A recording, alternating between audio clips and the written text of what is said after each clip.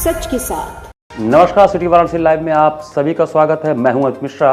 आप सभी को सिटी वाराणसी लाइव परिवार की तरफ से छठ की हार्दिक शुभकामनाएं। और अब सबसे पहले आज के हेडलाइंस। डाला छठ पर मिनी बिहार बनी काशी। गंगा में बढ़े जलस्तर के बाद भी घाटों पर हुई अपार भीड़। व्रती महिलाओं ने अस्ताचलगामी भगवान भास्कर को दिया अर्घ। सारनाथ पुलिस ने चोरी की 3 मोटरसाइकिल व पार्ट्स के साथ 3 शातिर चोरों को दबोचा। पीएम मोदी द्वारा संबोधित आकाशवाणी से प्रसारित मन की बात कार्यक्रम का 94वां संस्करण हुआ आयोजित। भाजपा जनों ने सुनी मन की बात। और बनारस इंजन कारखाना में एकीकरण के वास्तुकार सरदार पटेल विषयक प्रदर्शनी का आयोजन। और अब समाचार विस्तार से। ढलते सूर्य को अर्घ देने के लिए आस्था के महापर्व छठ पूजा में काशी के घाटों पर आस्थावानों का सैलाब उमड़ पड़ा। लोक आस्था के महापर्व छठ का रंग वाराणसी समेत पूरे पूर्वांचल में देखने को मिला और लोगों ने अस्ताचलगामी सूर्य को अर्घ्य दिया। बीते शुक्रवार को नहाय खाए के साथ शुरू डाला छठ के तीसरे दिन यानी रविवार को व्रती माताओं ने अस्ताचलगामी सूर्य को पहला अर्घ्य दिया। साथ ही सोमवार को सुबह उगते सूर्य को अर्घ्य देने के बाद 24 घंटे के व्रत का पारण करते हुए 4 दिवसीय अनुष्ठान का समापन भी हो जाएगा। व्रती माताओं ने शुक्रवार को खरना का व्रत रखते हुए शाम को खीर रोटी खाया। रविवार की शाम को स्नान करने के बाद नए परिधान ग्रहण करते हुए महिलाएं फल, गन्ना, लाल कंदा, फूल, माला, अगरबत्ती, धूप बत्ती सहित अन्य संबंधित पूजन सामग्रियां लेकर गंगा घाटों, तालाबों, जलाशय आदि के किनारे पहुंच गई। पूजन सामग्री के साथ लोटे में जल लेकर व्रती महिलाएं पानी में खड़ी हो गईं और परिजनों द्वारा अर्पित किए गए जल से अस्ताचलगामी सूर्य को पहला अर्घ्य दिया।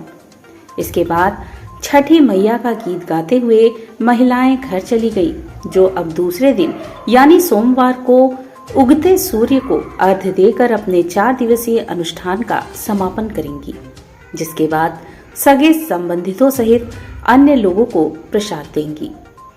बता दें कि यह व्रत माताओं द्वारा अपनी संतानों के दीर्घायु सहित सुख समृद्धि, यश, कीर्ति आदि के लिए रखा जाता है।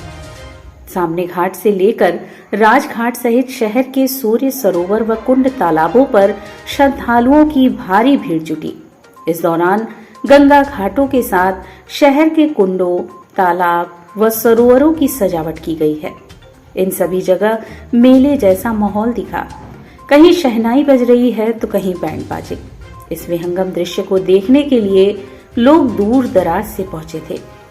आइए अपने सहयोगी अमित मिश्रा से जानते हैं सर्वाधिक भीड़ वाले दशाश्वमेध घाट का नजारा। नमस्कार दर्शकों, सिटी वाराणसी लाइव की तरफ से हम इस समय आपको दिखा रहे हैं बनारस के पवित्र घाटों से आज जो डाला छठ का महापर्व है। हम आपको बता दें 2 दिन पूर्व से ये पर्व तो प्रारंभ हो गया है, लेकिन आज ढलते हुए सूरज को जब अर्घ दिया जाता है, उनसे परिवार में और पूरे विश्व में जीवन में मंगल कामना की जाती है। तो उसका एक नज़ारा आप देखें। लोक पर्वों की बात करें तो लोक पर्वों में सबसे बेहतरीन और सबसे बड़े पर्वों में से एक पर्व माना जाता है इस छठ के महापर्व को। हम अलौकिक रूप में तो ईश्वर की आराधना करते हैं, लेकिन लौकिक रूप में हमारे समक्ष जो भगवान सूर्य हैं, उनकी आराधना का एकमात्र इतना बड़ा पर्व जो किसी ज़माने में केवल बिहार में प्रसिद्ध था, आज धीरे धीरे यह पूरे विश्व में प्रसिद्ध हो गया है। हम न्यूयॉर्क की बात करें, शिकागो की बात करें, यूरोप की बात करें, चाहे भारत की बात करें, पूरे विश्व में जो भी सनातन धर्मी हैं वो अपने अपने शहरों में कुंडों के पास, जलाशयों के पास, नदियों के पास, सरोवरों के पास, झील के पास, और काशी की बात करें तो माँ गंगा के आंचल में बैठकर भगवान सूर्य को अर्घ देने का कार्य कर रहे हैं। इस समय हम दशाश्वमेध घाट और राजेंद्र प्रसाद घाट के मध्य में खड़े हैं। आप देख सकते हैं ये नज़ारा, ये घाट का वो नज़ारा है जो पूरी तरह से इस समय छठ मैया के व्रती महिलाओं और पुरुषों तथा भगवान सूर्य को अर्घ देने वाले लोगों से पटा पड़ा है। चारों ओर छठ मैया के गीत बज रहे हैं और इस आध्यात्मिक बेला में जो एक ये महान पर्व मनाया जा रहा है, यही है भारत देश के सनातन धर्म की लोक परंपराओं का निर्वहन। जैसा कि मैं आपको बता रहा था, यहाँ पर घाटों पे तो आस्था की एक चादर फैली हुई है, लेकिन इस बार माँ गंगा के मैं बाढ़ की स्थिति बता दूं, इस वर्ष एक ऐसा समय आया जब ये चौथी बार माँ गंगा में बाढ़ की स्थिति है। आप देखें, दूर दूर तक गंगा की लहरें और तीव्र लहरें हैं। इसीलिए जल पुलिस और शासन प्रशासन ने जितने भी नौकाओं का संचालन हो रहा है उसमें लाइफ जैकेट और उसमें जल पुलिस के लोग जरूर तैनात किए हुए हैं। ये पूरा बाढ़ का दृश्य है और बाढ़ के दृश्य के बीच में ये घाटों पर किनारे सुरक्षा प्रबंधों के साथ इस अलौकिक महापर्व को मनाया जा रहा है। आप इस समय देख रहे हैं कि जो जल पुलिस के सुरक्षा कर्मी हैं वो तैनात हैं नावों पर लाइफ जैकेट लेके, साथ ही ट्यूब्स को लेके, ताकि अगर किसी तरह की कोई अप्रिय घटना घटने की बात हो तो वो तुरंत उन डूबते लोगों को बचा सकें, ताकि किसी भी तरह से इस महापर्व के रंग में कोई खलल न पड़े। इस समय हम राजेंद्र प्रसाद घाट के ठीक बगल में खड़े हैं। इस समय आप देख सकते हैं सारी व्रती महिलाएं यहाँ पर चूँकि इंतज़ार कर रही हैं भगवान सूर्य को अर्घ देने का। ये अर्घ वो लोग कहीं और आगे जाके देती हैं माँ गंगा के पास, लेकिन जो नज़ारा है इस समय आप देख सकते हैं घाटों पे बाढ़ के बाद की जो स्थिति है, जो सिल्ट जमा है, ये कहीं न कहीं इन लोग के इस पूजा में बाधा थोड़ा बहुत उत्पन्न कर रहा है, क्योंकि ये सिल्ट पे चलने लायक नहीं है। जो गंदगी, जो मिट्टी का अंबार लगा हुआ है बाढ़ के बाद का, वो स्थिति यहाँ पर है। फिर भी किसी तरह इस पर्व का पालन करते हुए लोग इसे मना रहे हैं। हम आपको बता दें कि अब से 7-8 दिन बाद ही एक महापर्व देव दीपावली भी बनारस के कई घाटों पर, सारे ही घाटों पर एक साथ मनाई जाएगी। ऐसी स्थिति में आप देख सकते हैं लोगों को चलने फिरने में एक दलदल नुमा स्थिति बन गई है। ये कहीं न कहीं प्रशासन के लिए एक सिरदर्द है, क्योंकि कुछ ही दिन बाद जो देव दीपावली आएगा उस समय इन घाटों पर जो दीपोत्सव होता है, उस दीपोत्सव को सुचारू रूप से संपन्न कराना एक चुनौती होगा। हम आपको ये नज़ारा अपने कैमरे के माध्यम से दिखा रहे हैं, जिसमें आप देख सकते हैं किस तरह से लोग इन सिल्टों पे चलकर इस पर्व को मना रहे हैं। आज छठ का पर्व है, अभी शाम का अर्घ है और कल प्रातःकाल फिर सुबह का अर्घ दिया जाएगा। लोग किसी तरह से बचते बचाते यहाँ से निकल रहे हैं। आप देख सकते हैं कि चलने की स्थिति काफ़ी दूभर है, उतने में भी लोग निकल रहे हैं, क्योंकि पर्व है और ये आस्था का सबसे बड़ा पर्व है, क्योंकि इसमें लौकिक भगवान सूर्य की आराधना होती है, छठ मैया की पूजा होती है। इस पूजा को कहीं न कहीं सुचारू रूप से संपन्न कराना एक आस्था का महान कार्य होता है और उसको यहाँ पर लोग कर रहे हैं। दर्शकों, ये छठ का जो महापर्व है, इसमें छोटे छोटे बच्चे भी अपने माता पिता के साथ आए हैं। इस समय आप देख सकते हैं एक छोटा बच्चा यहाँ पे है। मैं प्रदीप मिश्रा। प्रदीप जी, ये जो छठ का पूजा है जो चल रहा है, आप यहाँ पे आए हैं, कैसा लग रहा है? बहुत अच्छा लग रहा है। आध्यात्मिक ऊर्जा का संचार हो रहा है। एकदम एकदम एकदम भरपूर हो रहा है जी। अपना परिचय दीजिए। हम रश्मि मिश्रा। अच्छा, आप कहाँ से हैं? आप उत्तर प्रदेश से या बिहार से? बिहार से हैं। अच्छा, तो बिहार का तो बहुत बड़ा पर्व है और यहाँ पे अब यहाँ बहुत मनाया जा रहा है, कैसा लग रहा है? बहुत ही अच्छा लग रहा है, लेकिन बिहार में भी बहुत अच्छा लगता है। हाँ। बिहार का बारे में क्या बताएं, मतलब बहुत सारा उत्साही अंदर होता है। देख, इसमें क्या क्या होता है, कुछ थोड़ा उसको डिटेल बता सकती हैं? इसमें औरत लोग 3 दिन का पर्व सहती हैं और ये बहुत कठिन पर्व है, जिसमें औरत लोग बहुत अच्छे से धर्म को निभाती हैं और बहुत सारी चीज़ें हैं। और आज से जो अर्घ दिया जाएगा, इसमें व्रत जो होता है कब से शुरू होता है? ये व्रत कल से ही शुरू हो जाता है। एक नहाका होता है, फिर खरना होता है, फिर आज संज का रख है, कल सुबह का रख है, उसके बाद ये पर्व खत्म हो जाती है। तो दर्शकों, आप देख सकते हैं कि कठिनतम व्रतों की बात करें, कठिनतम पर्वों की बात करें, तो जो छठ पर्व है जो 4 दिवसीय होता है, लेकिन इसमें जो व्रत होता है वो 3 दिनों का होता है। आज सूर्य को अर्घ जो लोग दे रही हैं, जो महिलाएं जिनको आपने देखा होगा कि उन्होंने एक सिंदूर विशेष रूप से लगा रखा है, वो व्रत पे रहती हैं और कल सुबह जब प्रातःकाल उगते हुए सूर्य को वो अर्घ दे देंगी, उसके पश्चात ही वो कुछ खाएंगी या पारण करेंगी। तो भगवान सूर्य को पूजित करने का इतना बड़ा जो महापर्व है जो बिहार से शुरू हुआ था, आज पूरे विश्व का एक महापर्व बन गया है। दर्शकों, हम चाहे जितने भी आधुनिक हो जाएं, लेकिन हमारे जो लोक पर्व हैं, जो त्यौहार हैं, जो व्रत के त्यौहार हैं, उसमें हम कहीं से भी पीछे नहीं हटते। मैं बार बार ये कह रहा हूँ कि एक छोटे से राज्य बिहार से शुरू हुआ था ये छठ पर्व, आज पूरे विश्व में मनाया जा रहा है। चाहे हम अमेरिका की बात करें, लंदन की बात करें, यूरोप की बात करें, भारत देश की बात करें या आसपास के और देशों की बात करें, आप देख सकते हैं यहाँ पे कुछ लोग हैं जो कि आज इस पर्व पे अपने अपने प्रोफेशन में कहीं ना कहीं जुड़े ही होंगे, लेकिन आज इस पर्व के लिए काशी पहुँचे हैं और काशी में माँ गंगा के किनारे खड़े होकर इस महापर्व को मना रहे हैं। हम उनसे बात भी करना चाहेंगे, उनका परिचय भी लेना चाहेंगे। अपना परिचय दीजिए। जी, मैं डॉक्टर मनोज कुमार गुप्ता। डॉक्टर साहब, ये जो लोक पर्व हैं, इन पर्वों का क्या महत्व है? और आप चूँकि डॉक्टर हैं, आपने बताया, उसके बावजूद आप अपने पूरे वेशभूषा में, मैं आपकी वेशभूषा एक बार दिखाना चाहता हूँ। आप पारंपरिक धोती में हैं और महाकाल का आपने ये पहना हुआ है। धोती कुर्ता हमारे देश का एक बहुत ही परिधान है। तो ऐसे में लोक पर्वों का क्या महत्व है? ये ऐसा सुंदर पर्व है, इसमें इतना सौहार्द और प्रेम और भक्ति रहता है कि जो लोग द्वेष भी रखते हैं उसको ही भुला के प्रेम से सपोर्ट करके और खुशी से पूरा जो है समाज में मिलकर मनाते हैं। परिवार ही नहीं, गांव, घर, शहर सब एक रंग में रंग जाते हैं, है ना। किसी को किसी से कोई शिकायत नहीं रहता, उसको भी दूर कर देते। किसी तरह का लड़ाई झगड़ा किसी से कोई नहीं रहता है इसमें। किसी को समझौता करने, सब अपने अपने समझते हैं, किसी को समझाने की जरूरत नहीं पड़ता है। जो आते हैं अपना प्रेम और हृदय से आते हैं।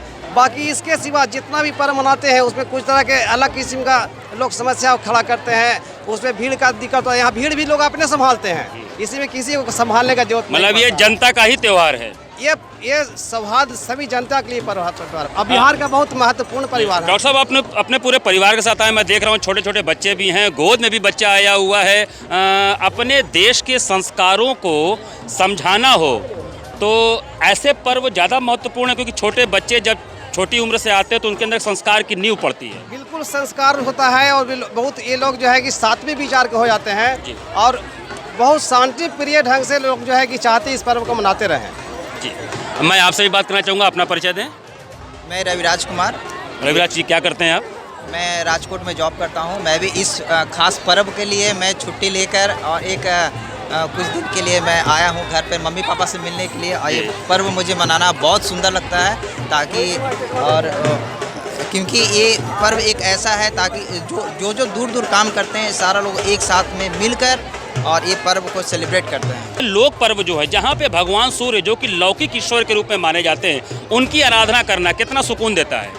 ये एक मतलब समझिए, अगर ये पर्व एक साइंस से भी जुड़े हुए हैं, ये धार्मिक से भी जुड़े हुए हैं, ये आप पे निर्भर करता है कि आप इसे कैसे समझते हैं, कैसे मनाते हैं, कैसे आप इस पे मतलब मनाते हैं। हम आपसे भी बात करना चाहेंगे, अपना परिचय दें। मेरा नाम रतन कुमार हुआ, मैं टैक्स कंसल्टेंट हूँ। जी जी।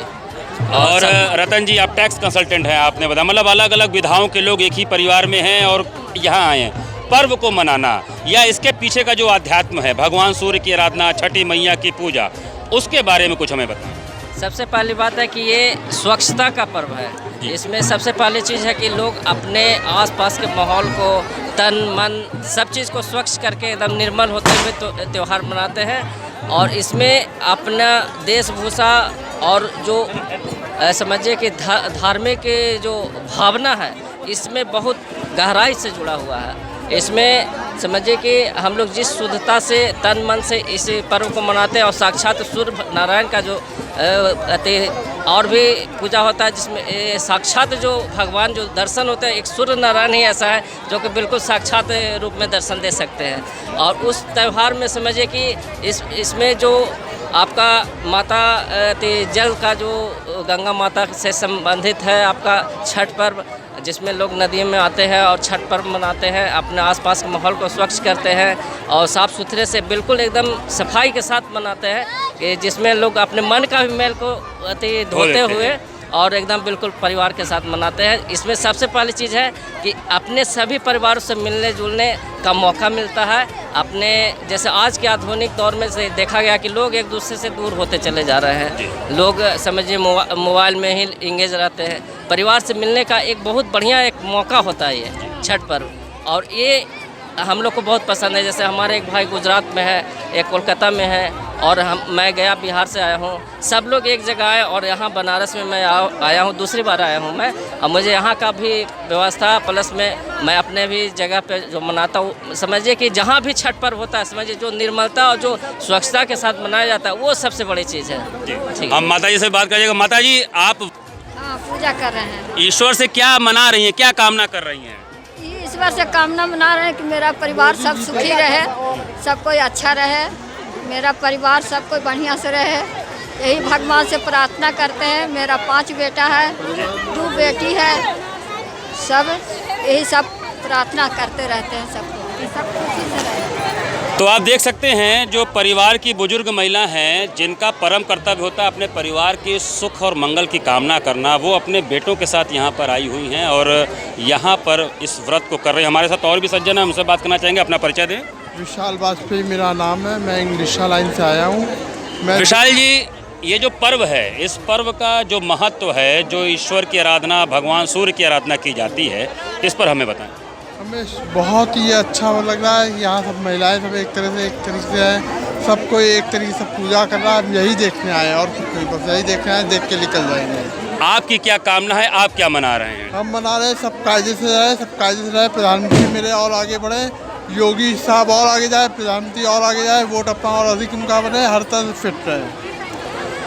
कई लोगों की अलग अलग कामनाएं हैं। कुछ लोगों की कामनाएं अपने परिवार और देश और पूरे विश्व के समृद्धि का है, तो कुछ लोग अपने लोकप्रिय प्रधानमंत्री और लोकप्रिय मुख्यमंत्री के भी स्वस्थ रहने की, दीर्घायु रहने की और उनके बार बार जीतने की कामना कर रहे हैं। ईश्वर दानी है, वो सबकी कामनाओं को स्वीकार करता है और इस महापर्व में भगवान सूर्य को अर्घ देते समय जो भी कामनाएं की जाती हैं, वो हमारे जीवन में सुख और समृद्धि लाती हैं।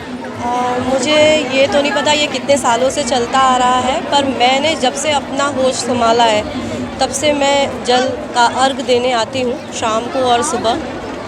पहले मम्मी पापा के साथ आती थी, अभी अकेले आती हूँ। लेकिन आपके पति नहीं आते हैं? आते हैं। अच्छा, कितने वर्षों से आप, मतलब 30-35 वर्षों से आप अर्घ दे रही होंगी? 30 हाँ जी, हाँ जी, हाँ जी। कैसा अनुभव होता है, कैसी अनुभूति होती है? मुझे बहुत अच्छा लगता है और मैं कोशिश करती हूँ कि घंटे 1.5 घंटे गंगा जी में खड़े रहूँ, जैसे पूजा के समय औरतें खड़ी रहती हैं, और उसके बाद मैं अर्घ दूँ और बहुत ही सुखद अनुभव होता है ये। और अपने परिवार, देश, विश्व के लिए क्या कामना करती हैं? बस सब कुछ अच्छा हो, सब कुछ सुखद हो, बस यही कामना है। क्योंकि कोरोना काल के बाद से फिर से हर्षोल्लास के साथ त्यौहार मनाए जा रहे हैं, ऐसे में ईश्वर से क्या विशेष प्रार्थना है? ये मैं देख रही हूँ क्योंकि कोरोना के बाद अब मैं आई हूँ यहाँ घाट पे छठ के पर्व पे, तो इस भीड़ को देखते हुए लगता है शायद कोरोना कुछ था ही नहीं, लेकिन लगता है कि नहीं, अभी भी हमें बचना चाहिए इस चीज़ से। जैसा मैं देख रही हूँ तो अपनी सिक्योरिटी अपने ही हाथ में है, तो अपनी सुरक्षा करना हमारी जिम्मेदारी है और दूसरों को भी समझाना चाहिए और समझना भी चाहिए। भावना जी, ये जो आपने ये जो सजा रखा है और इसको साड़ी से बांधा हुआ है, कोई विशेष चीज़ है?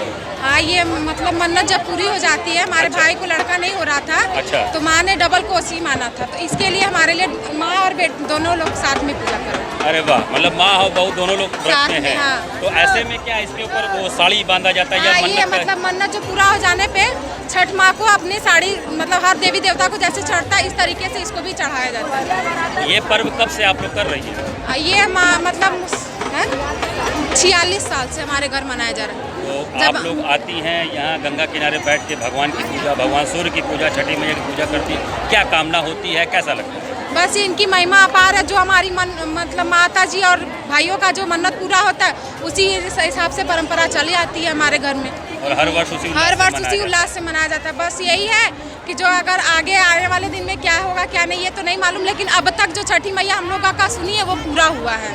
बीच में 2 वर्ष कोरोना काल था, उसमें बहुत सी हताशाएं थी, निराशाएं थी। उसके बाद फिर से ये जो फिर से सारे पर्व, सारे त्यौहार हर्षोल्लास से मनाए जा रहे हैं, उसके लिए क्या कहना चाहेंगे? उसके लिए यही कि जो मान लीजिए देवी देवताओं की शक्ति थी जिस अंदाज से, उसके हिसाब से अपना जो भी देवी देवता शक्ति चली आ रही है अपनी परंपरा नहीं, तो उसको मनाया जा रहा है। हम छठ पूजा करने जा रहे हैं।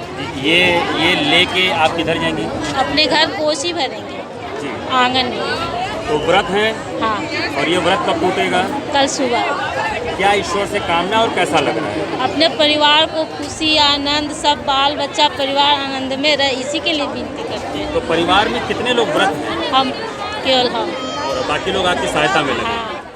प्रधानमंत्री द्वारा आकाशवाणी से प्रसारित मन की बात कार्यक्रम के 94वें संस्करण का आयोजन सरदार पटेल चौराहे पर किया गया। रविवार को सुबह पीएम मोदी जी द्वारा संबोधित आकाशवाणी से प्रसारित मन की बात कार्यक्रम के 94वें संस्करण का आयोजन सरदार पटेल चौराहे के पास मलदैया स्थित लाजपत नगर पार्क में अनूप जायसवाल भाजपा काशी क्षेत्र उपाध्यक्ष पिछड़ा वर्ग मोर्चा के नेतृत्व में आयोजित किया गया। मन की बात के संस्करण में मोदी जी ने अपने संबोधन में देश के बारे में अनेक महत्वपूर्ण जानकारी देते हुए गुरु नानक देव जी की जयंती, सरदार पटेल जी की जयंती व छठ पूजा के महत्व को बताते हुए भगवान सूर्य के प्रभाव से सौर ऊर्जा के क्षेत्र में भारत के ग्रामवासियों के सहयोग से बढ़ते भारत के प्रभाव को बताया। इस कार्यक्रम में मुख्य अतिथि उत्तर प्रदेश सरकार के स्वतंत्र प्रभार मंत्री रविंद्र जायसवाल व विशिष्ट अतिथि अशोक चौरसिया व केदारनाथ सिंह थे। कार्यक्रम का नेतृत्व काशी क्षेत्र के अनूप जायसवाल, संचालन दिनेश कालरा, धन्यवाद श्रीप्रकाश शुक्ला ने किया। कार्यक्रम में मुख्य रूप से पार्षद शैलेंद्र श्रीवास्तव, चंदन गुप्ता, धीरेन्द्र शर्मा, मिठाईलाल यादव, गिरीश श्रीवास्तव, धर्मेंद्र यादव, अनूप जायसवाल, अनूप गुप्ता सहित तमाम लोग उपस्थित थे। कार्यक्रम के अंत में अतिथियों द्वारा सरदार वल्लभ भाई पटेल जी के 147वें जयंती के पूर्व दिवस के अवसर पर माल्यार्पण पुष्पांजलि अर्पित कर उन्हें नमन किया गया। मलदैया स्थित लाजपत नगर कॉलोनी के इस पार्क में बैठ करके मन की बात सुन रहे हैं, जहां इस कॉलोनी के लोग हैं, जहां पर बुजुर्ग हैं, नौजवान हैं, एक साथ बैठते हैं और बैठकर सुनते हैं और माननीय प्रधानमंत्री के जो बताए हुए मार्ग है उस पर चलने का संकल्प लेते हैं। हम संकल्पित हैं कि हम लोग पर्यावरण को बचाएंगे, उसके लिए काम करेंगे। वैसे ये पार्क काफ़ी सुंदर दिख रहा है, चारों बगल से हरियाली में है ये पार्क। ऐसे ही बाकी जगह बनाया जाए करेंगे। हमारे 30 त्यौहार पर केवल मौज मस्ती नहीं है, बल्कि उसमें होता है संदेश, हमें उसको अपने जीवन में उतारना चाहिए। ऐसे कर लेकिन इस मन की बात के माध्यम से उन सुदूर क्षेत्रों की अनेक जानकारी वाली बातों के बारे में, कहीं आसाम के गांव में कोई अच्छा कर रहा है, कहीं कोई केरल के गांव में अच्छा कर रहा है, उन सब चीज़ों का समावेश होकर के ये मन की बात हमारे देश की बात हो जाती है और पूरे भारत को जानने का अवसर इस मन की बात के माध्यम से मिलता है। इसलिए हम सब उत्सुकतापूर्वक इस मन की बात को सुनते हैं, ग्रहण करते हैं और उससे समझने और सीखने का काम करते हैं।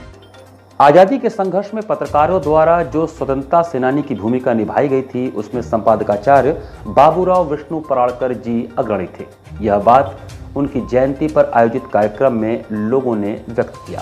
आज़ादी के संघर्ष के दौर में जो पत्रकार स्वतंत्रता सेनानी की भूमिका में थे, उनमें अग्रणी संपादकाचार्य बाबूराव विष्णु पराड़कर थे। उनके लिखने की विशिष्ट शैली थी। छोटे छोटे वाक्यों द्वारा गूढ़ से गूढ़ विषय की वे स्पष्ट और सुबोध अभिव्यक्ति करते थे। आज हिंदी पत्रकारिता को वैचारिक संकट से बचाने की जरूरत है। पराड़कर जी के विचारों का संचयन कर नई पीढ़ी के लिए उसे प्रकाशित भी करना चाहिए। यह विचार आज काशी पत्रकार संघ द्वारा पराड़कर स्मृति भवन में पत्रकार शिरोमणि बाबूराव विष्णु पराड़कर की जयंती पर वक्ताओं ने व्यक्त किए। मुख्य वक्ता पूर्व कुलपति प्रोफेसर राम मोहन पाठक ने कहा कि पराड़कर जी भारतीय वैचारिकी के दीप स्तंभ हैं।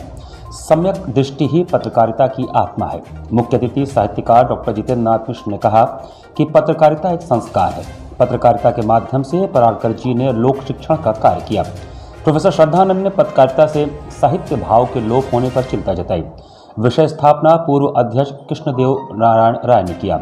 अध्यक्षता संघ के अध्यक्ष सुभाष चंद्र सिंह ने और संचालन महामंत्री डॉक्टर अत्रि भारद्वाज ने किया।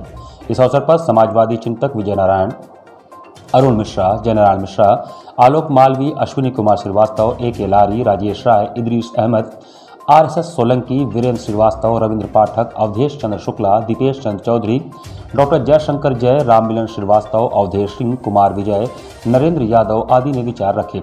धन्यवाद ज्ञापन विमलेश कुमार चतुर्वेदी ने किया। नीलांबुज तिवारी, सुरेश पांडे, लक्ष्मीकांत पांडे, शिवदास, इंद्र श्रीवास्तव, राजेश चौहान, उत्सव शर्मा, अशोक वल्लभ दास सहित बड़ी संख्या में पत्रकार एवं साहित्यकार उपस्थित थे। कि पत्रकारिता जो पराड़कर जी के समय की थी, वो उसका एक ही उद्देश्य था कि मिशन आज़ादी, और आज की पत्रकारिता में थोड़ा व्यावसायिकता का समावेश हो गया है और काफ़ी बदलाव आया है। इसी विषय पर सब लोगों ने अपने विचार रखे और कुछ सुझाव भी आए, जिस पर आगे अमल करने का संकल्प लिया गया। सारनाथ पुलिस ने चोरी की 3 मोटरसाइकिल व पार्ट्स समेत 3 शातिर चोरों को गिरफ्तार किया। सारनाथ पुलिस ने चोरी की 3 मोटरसाइकिल व पार्ट्स समेत 3 शातिर चोरों को गिरफ्तार किया है। इसमें से एक नाबालिग भी शामिल है। पुलिस के अनुसार गिरफ्तार तीनों अभियुक्त भीड़भाड़ वाले इलाकों से चोरी करते थे। गिरफ्तार अभियुक्तों को मीडिया के समक्ष पेश करते हुए पुलिस उपायुक्त वरुणा जोन आरती सिंह ने बताया कि रविवार को सुबह के समय सारनाथ पुलिस द्वारा संदिग्ध वाहन की चेकिंग की जा रही थी। तभी चंद्रा चौराहे के पास मोटरसाइकिल से नाबालिग आ रहा था, जिसको रोकने का इशारा पुलिस ने किया तो वह भागने की कोशिश करने लगा। पुलिस ने घेराबंदी कर उसे पकड़ लिया। अभियुक्त से कड़ाई से पूछताछ करने पर उसने बताया कि हम भीड़भाड़ वाले इलाकों से मोटरसाइकिल चुराते हैं और एक मिस्त्री के सहारे हम उसका कुछ पार्ट्स बदलकर उसे कम दामों में बेच देते हैं और नंबर प्लेट पार्ट्स बदल जाने से गाड़ी पकड़ने का डर भी नहीं होता है। तीनों अभियुक्तों को मुकदमा संख्या 447/2022 धारा 411, 413, 414 और 420 में जेल भेजा गया है। सारनाथ पुलिस द्वारा 3 शातिर चोर पकड़े गए हैं जो कि 2 पहिया वाहनों को चोरी करते थे और उसका पार्ट्स बदल के उसको बेच देते थे। इनमें एक बाल अपचारी भी है और जो 2 लोग हैं उनके नाम इस प्रकार हैं: दीपक चौहान पुत्र सुक्खू चौहान और पंचम भारद्वाज पुत्र रामरतन भारद्वाज। दोनों जो हैं रसूलगढ़ थाना सारनाथ के हैं। इनका मोडस ऑपरेंडी यही होता है कि भीड़ भाड़ वाले इलाकों में ये जाते हैं और मोटरसाइकिल चोरी कर लेते हैं और फिर जहाँ भी इनका पेट्रोल ख़त्म हो जाता है उसके बाद मोटरसाइकिल खड़ा कर देते हैं। इन लोगों को पकड़ने के पश्चात अभियोग पंजीकृत कर लिए गए हैं और विधिक कार्रवाई की जा रही है। यहाँ पर वक्त चला छोटे से ब्रेक का। बने रहिए सिटी वाराणसी लाइव के साथ। वाराणसी लाइव, सच के साथ। PMC hospital, habitat for humanity. Doctor Sanjay Chaurasia और डॉक्टर श्वेता चौरसिया के दूरदर्शी सोच और सेवा भाव से पीएमसी हॉस्पिटल की शुरुआत हुई। 2008 से पीएमसी हॉस्पिटल ने लोगों को उत्कृष्ट चिकित्सा सुविधा प्रदान की है। पीएमसी हॉस्पिटल बनारस में उपलब्ध सर्वोत्तम हॉस्पिटल में से एक है। प्रसूति एवं स्त्री रोग विभाग, पीडियाट्रिक्स एवं नियोनेट्रोलॉजी, जनरल एवं लेप्रोस्कोपिक सर्जरी, अस्थि एवं जोड़ रोग, यूरोलॉजी एवं गैस्ट्रोलॉजी, मनोरोग विभाग, फिजियोथेरेपी जैसी कई सुविधा उपलब्ध है। पीएमसी हॉस्पिटल आपको डॉक्टर द्वारा नियमित ओपीडी की सुविधा देता है। इसके साथ ही आधुनिक गहन चिकित्सा इकाई आईसीयू, आईसीसीयू की सुविधा एक ही छत के नीचे आपको मिलती है। मैं doctor Sanjay Chaurasia, director PMC hospital Ravindrapuri, Varanasi. PMC hospital NABH accredited एवं ISO तथा QCI द्वारा मान्यता प्राप्त 50 bed super multi speciality hospital है। पिछले 10 वर्षों से निर्धन परिवारों के लिए एक विशेष OPD की सुविधाएं प्रदान की गई हैं, जिसके माध्यम से स्त्री रोग विभाग एवं बाल रोग विभाग में 1 लाख से अधिक लाभार्थियों को OPD की निःशुल्क सेवाएं प्रदान की गई हैं। हमारा उद्देश्य है कि कम खर्च में उत्कृष्ट स्वास्थ्य सेवाएं आम जनमानस को सर्वसुलभ कराएं। PMC hospital, habitat for humanity, Ravindrapuri extension behind Durga कुंड, वाराणसी।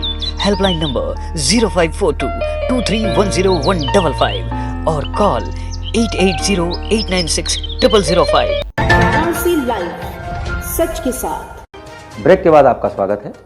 सद्भावना के रास्ते शांति के वास्ते आयोजित 9 दिवसीय शांति सद्भावना यात्रा के तीसरे दिन मिर्जा मुराद क्षेत्र में यात्रा का भव्य स्वागत किया गया।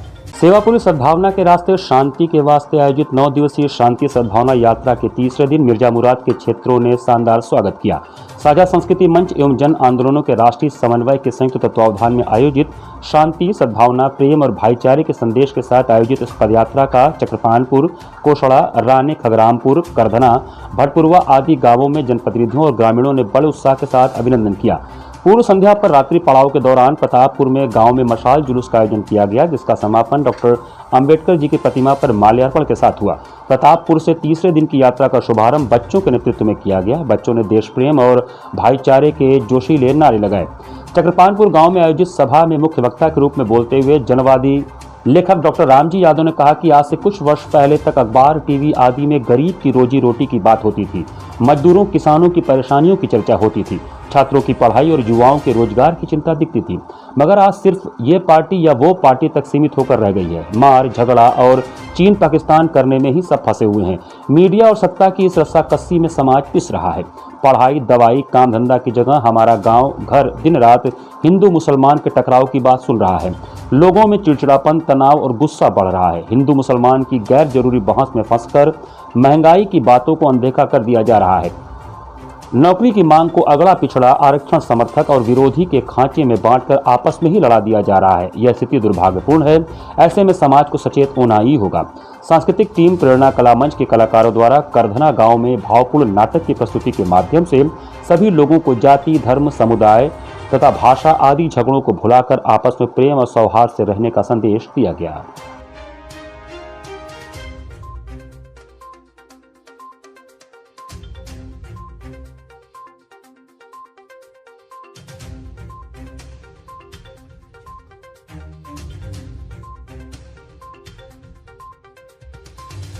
भारत रत्न लौह पुरुष सरदार वल्लभ भाई पटेल की जयंती के उपलक्ष्य में 3 दिवसीय प्रदर्शनी का आयोजन किया जा रहा है। बनास इंजन कारखाना स्थित सूर्य सरोवर परिसर में महाप्रबंधक अंजलि गोयल के दिशा निर्देशन में भारत रत्न लौह पुरुष सरदार वल्लभ भाई पटेल की जयंती के उपलक्ष्य में 29 से 31 अक्टूबर तक 3 दिवसीय प्रदर्शनी का आयोजन किया जा रहा है।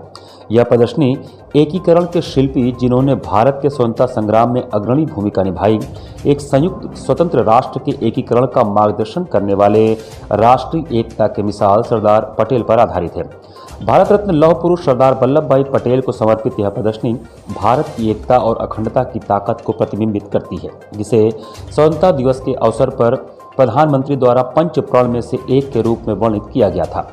इस फोटो प्रदर्शनी का शुभारंभ वरिष्ठ नागरिक सेवानिवृत्त कर्मचारी जीएस तिवारी द्वारा प्रमुख मुख्य कार्मिक अधिकारी प्रदीप कुमार सिंह, प्राविधिक प्रशिक्षण केंद्र के प्राचार्य राम जन्म चौबे एवं उप मुख्य कार्मिक अधिकारी श्याम बाबू की गरिमामयी उपस्थिति में फीता काट कर किया गया। कार्यक्रम में वरिष्ठ कार्मिक अधिकारी राजकुमार गुप्ता एवं आर.के. चौधरी, सहायक कार्मिक अधिकारी मोहम्मद असलम अंसारी, कर्मचारी परिषद के सदस्यगण, अन्य पिछड़ा वर्ग एसोसिएशन एवं SC/ST एसोसिएशन के पदाधिकारियों के साथ मुख्य कल्याण निरीक्षक एवं बड़ी संख्या में कर्मचारीगण उपस्थित थे। लौह पुरुष सरदार वल्लभ भाई पटेल की जन्म जयंती कृतज्ञ राष्ट्र पूरे देश भर में मना रहा है और अपने अपने माध्यम से श्रद्धांजलि अर्पित कर रहा है। इसी क्रम में बनारस रेल इंजन कारखाना ने एकीकरण के सूत्रधार सरदार वल्लभ भाई पटेल के जीवन और उनके संघर्ष को चित्रों एवं कतरनों के माध्यम से प्रदर्शित किया जा रहा है, ताकि उनके जीवन और संघर्षों को आने वाली पीढ़ी देखे और समझे। सूर्य सरोवर पर दिनांक 29 अक्टूबर से लेकर 3 दिवसीय 31 अक्टूबर 2022 तक एक प्रदर्शनी का आयोजन किया गया है। साथ ही साथ बनारस रेल इंजन कारखाना दिनांक 31 अक्टूबर को राष्ट्रीय एकता शपथ एवं रन फॉर यूनिटी के माध्यम से सरदार वल्लभ भाई पटेल जी को नमन करेगा।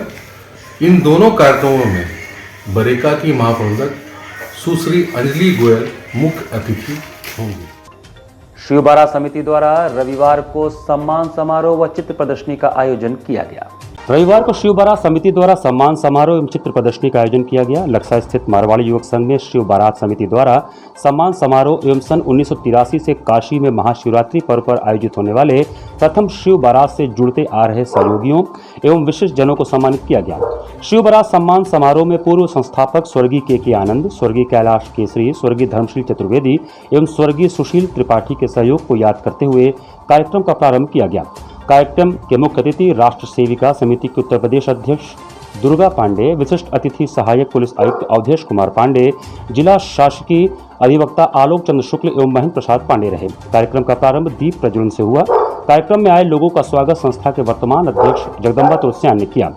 शिव बारात समिति परिचय का संस्था के संस्थापक एवं संयोजक दिलीप सिंह ने देते हुए बताया कि शिव बारात समिति द्वारा आयोजित शिव बारात देश का पहला शिव बारात है तथा काशी में भगवान शिव के नाम पर आयोजित होने वाला पहला सार्वजनिक कार्यक्रम है, जो निरंतर 40 वर्षों से किया जा रहा है। इसके उपरांत सभी सदस्यों, सहयोगियों एवं विशिष्ट जनों को सम्मान दिया गया, जिसमें काशी के जाने माने बैंड कलाकार एवं विभिन्न संस्थाओं से आए हुए लोग उपस्थित रहे।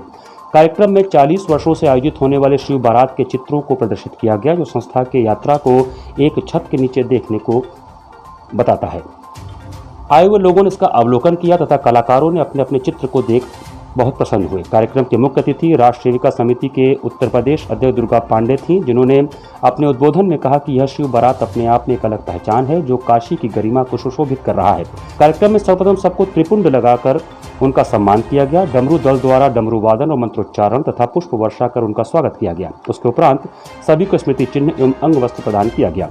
कार्यक्रम में मुख्य रूप से कमेटी के सदस्य महेश महेश्वरी, पवन खन्ना, नंदलाल टोपीवाले, संदीप केसरी, दिलीप तुलसियानी, पूनम सिंह एवं काशी के अन्य सम्मानित गणमान्य उपस्थित रहे। धन्यवाद ज्ञापन महेश महेश्वरी ने दिया। 42 साल से हो रहा है और शिव के लिए पहला आयोजन है इस देश शहर में, और इसमें जो भाग लेते हैं वो किसी पैसे के लिए भाग नहीं लेते हैं, अपने दिल से भाग लेते हैं। तो मेरा भी है कि कम से कम ऐसे लोगों का जो बिना पैसे के भाग लेते हैं उनका सम्मान होना चाहिए। 101 आदमी का। इसी के साथ सिटी वाराणसी लाइव का ये संस्करण हम समाप्त करते हैं। मुझे दीजिए आज्ञा। नमस्कार।